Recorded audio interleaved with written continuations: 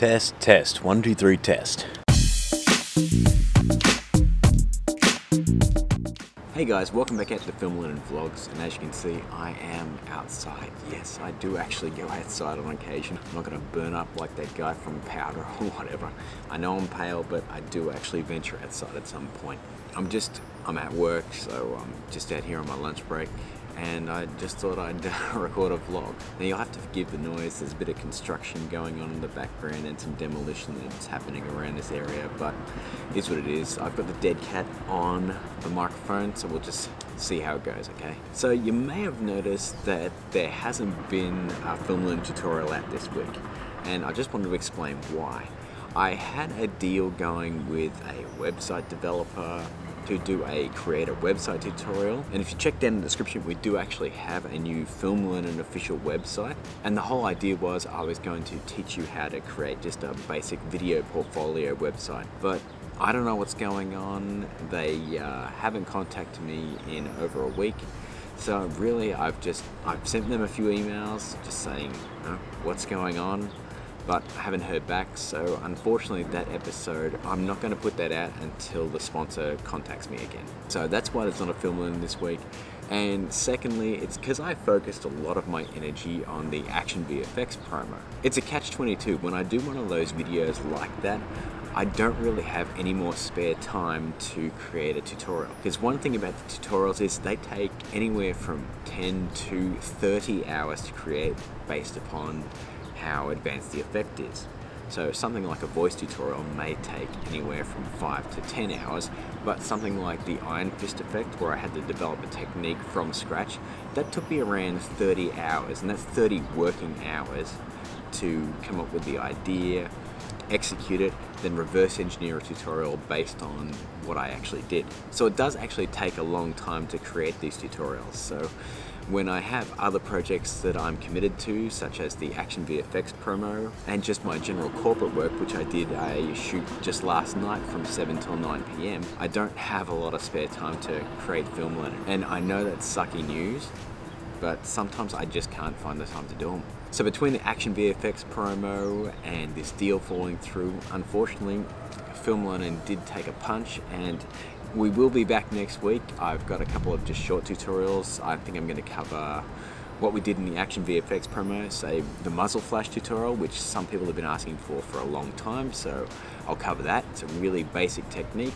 I think I'll also cover the headshot that I did using the free blood mist pack from Action VFX, and it's always good when you can use free assets for a tutorial, isn't it?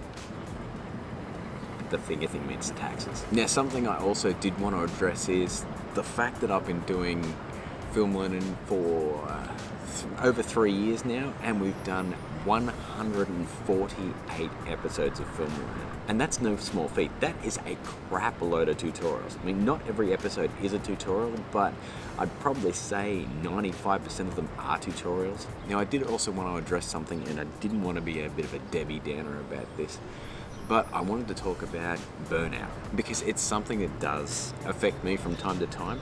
Like, I put all this effort into tutorials, or I put all this effort into a video, and sometimes that just drains you completely dry. And over the last few months, we've been, steadily building up that subscriber percentage.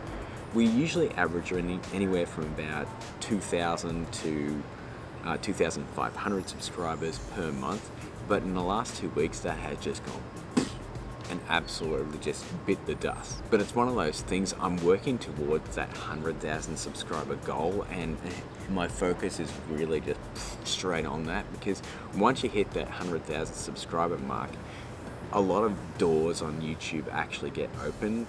For example, you get to use those YouTube spaces and that sort of thing, and that's something I'm really sort of gunning towards. So having that subscriber growth drop, it's like a punch in the guts, because I work really friggin' hard to get these tutorials and get these shorts and make it all fun and entertaining for you guys.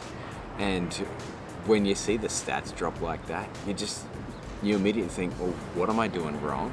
But as it is at the moment, I don't have the time to physically upload any more content as it is. My son's nearly 1.5 now, and I want to spend more time with him. when I get home from work, he runs up and gives me a hug. When I leave for work, he is actually upset that I'm going. Before, he was actually at this point where he's really just a dynamic little person.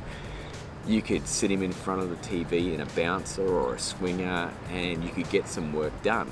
But now he's walking around, he's interacting with us, and it's not something I want to miss out on, because there's something new that happens every single day, and it's amazing to see.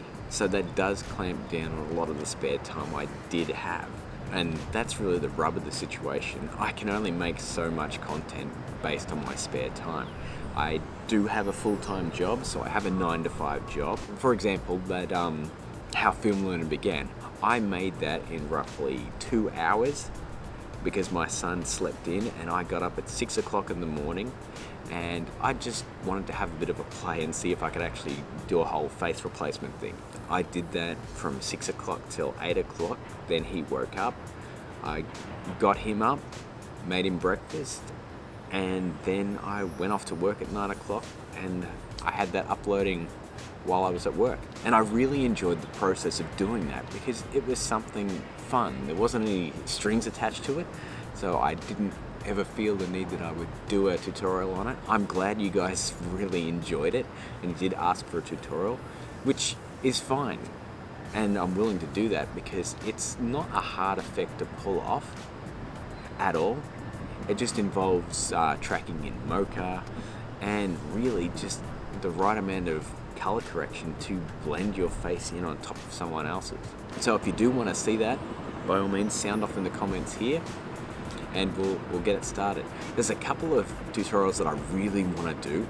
Like, I've got the Star-Lord's helmet, I've got that planned. I desperately want to cover making a CGI stunt double because it's something that I'm really passionate about showing you guys how to do, because it's a handy thing to have your own stunt double in 3D, and it's not overly difficult to make that if you do have Adobe Creative Cloud, because we will be tackling that in Adobe Fuse, because realistically that is the easiest way to make a stunt double for yourself. Then what you do is you export that Fuse model into Mixamo, and then you can download all kinds of motion capture data and just import that straight onto your model in Cinema 4D. It is absolutely awesome, and I cannot wait to jump into that. It's one of those things, again, finding the time to actually dedicate to writing that whole tutorial out, because it's probably going to be in 3 different parts. But once again, I'm really keen to do that, and hopefully I'll get it done soon. I think that's all I wanted to talk about right now, guys, so I'll close this one out. I'm going to leave links to both the Action VFX promo I did and the How Film Learnin began short right here. My subscribe info is right there, Patreon info is up here, social media crap, as always, is above my head. And until next week, where I've got some new Film Learnin content out, keep learning.